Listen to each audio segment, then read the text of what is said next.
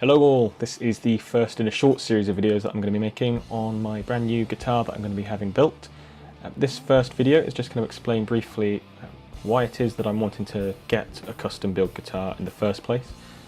The second bit will be on the overall design of the guitar, the features that I need and why I'm picking them. And the third kind of final bit is going to be how I'm going to actually make the guitar or have the guitar made, considering that I'm terrible at kind of anything involving construction or crafting anything in the first place. So why do I want to build an electric guitar in the first place? Well, like most electric guitarists, I own a lot of guitars. I've got a Fender Telecaster that's great for kind of clean and country sounds. I've got a Skybald Desolation, which by the name you can probably tell is very good at kind of extreme metal and thrash and stuff like that. And I've got things like Flying V's and SG's that kind of fill in those gaps between the two guitars. The problem is that that's a lot of guitars. So when playing live with my band Skybald, I'll put a link in the description for anyone that's interested in listening to them. Skybald have a lot of range to their sounds. We've got acoustic songs, we've got clean kind of ballads, but we've also got some slightly thrashier songs, some power metal songs, and a lot of songs that sound like Pearl Jam or Alice in Chains, so a broad range of sounds that we have. And when we're playing live, I don't want to have to bring 10 guitars with me just to be able to do a gig and make the songs sound right. So what I'm looking for is a guitar that can do all of these sounds. Now, for as great as the Telecaster is and as great as the Desolation is, they can't do all of those sounds. As most guitarists will attest to, one guitar can do a few sounds but won't be able to do all of them. So the custom guitar is going to try and remedy that. It's going to basically have a range of sounds and features on it that will allow me to do acoustic sounds as well as kind of the harder rock sounds and metal. So in terms of the features of the guitar itself, overall I know without having to have to think about it that I love Telecasters and I love the look of them. So the body is going to be a T-type kind of Telecaster shaped body. In terms of the wood though, I'm not convinced that the input of the type of wood that you're using has that much of an impact on the overall tone. I think for acoustic guitars it definitely does, but for electric guitars, I think as soon as you put a tube screamer in front of them and you're putting them through a high gain amplifier, you lose 90% of the impact that the wood would have on the sound. And that kind of impact that the wood would have on the sound in the first place on an electric guitar is quite small anyway. I'm not denying it exists, but in rock and metal, I don't think that it's going to be the game changer.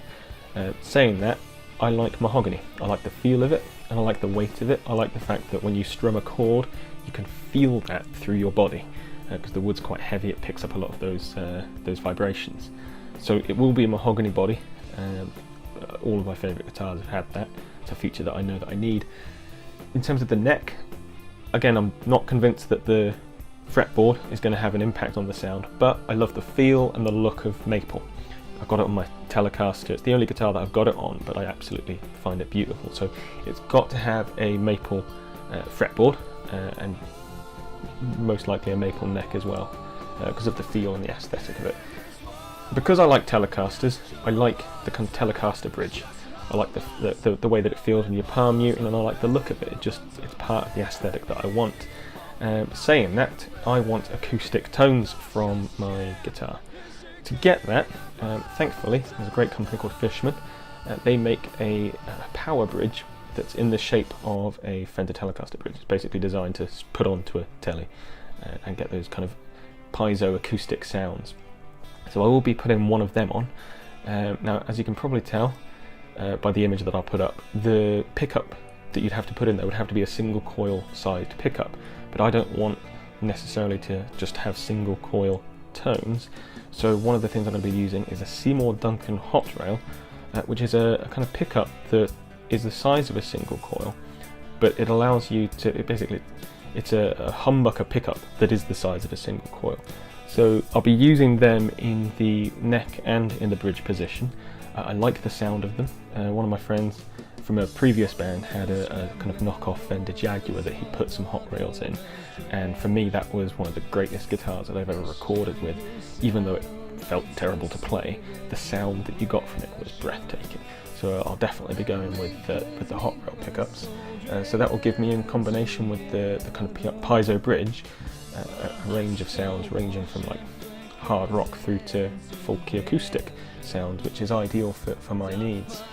The other thing that is important for me is that I want to make sure when I'm stood on the stage playing with Skybald that people look at the guitar and go, oh my god, that looks amazing. I want it to have that wow factor. So seafoam green, it's a kind of odd looking colour that I absolutely love. I have to have a seafoam green guitar. Ryan Bruce, or Fluff, had his own custom Hyperion guitar in seafoam green, and as soon as I saw that I was like, oh, that's the colour for me. So I'll definitely be going with that. But also the guitar neck, I love maple, but I want the guitar kind of inlays to be cool. I do like the Tree of Life kind of design that Steve Vai has on the Gem series of guitars, so that'll be something that I'll definitely be looking to kind of incorporate in some way, if it's possible without breaking the bank. But yeah, in terms of the aesthetic, Telecaster with a maple neck, mahogany body, seafoam green, with some great range of pickups, piezo bridge, Seymour Duncan hot rails. That's the ticket for me. Now, as for how I'm going to have the guitar made itself, I'm not very good at making anything.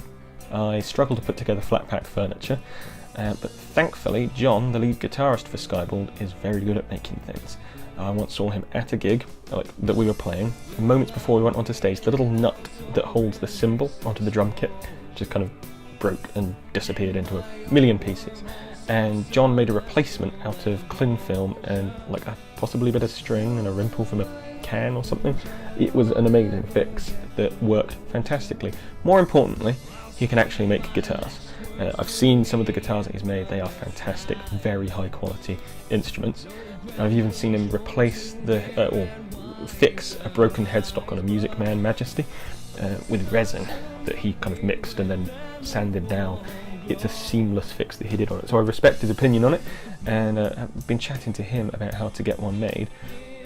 He said basically, instead of making a guitar body from scratch, you can buy them online in the shapes you want, from the woods you want, and they'll most often have the routing done on the pickups, so you don't need to worry about that labour intensive part.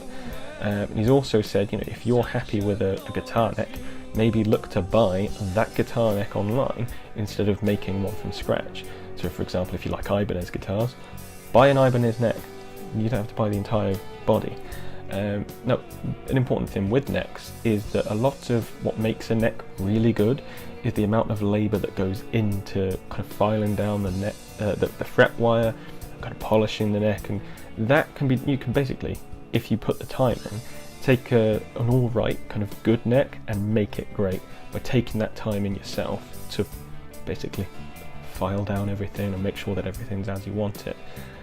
So I will be buying the guitar body itself and the neck online instead of making it from scratch, and then that allows me to then kind of in a modular way piece together the guitar body, the guitar neck, and all of the hardware like the pickups and the bridge that I want, and have something that's actually pretty spectacular without having to spend hundreds and hundreds of pounds just on the labour to create the body and create the neck. So hopefully that will save money and make it a little bit quicker without having to sacrifice the features that I'm looking for.